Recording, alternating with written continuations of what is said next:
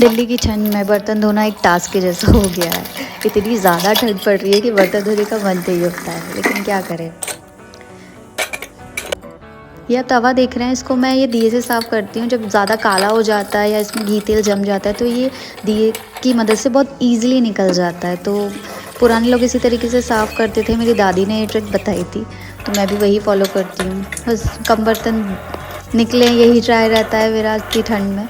Sink साफ़ करना भी ज़रूरी हो जाता है क्योंकि मच्छर वगैरह ना हो जाए। मैं लास्ट में ये करती हूँ कि जो स्क्रबर वगैरह रहते हैं उसको एक बाउल में पानी डाल के स्क्रबर उसको रख देती हूँ ताकि जो भी गंदगी रहे वो निकल जाए।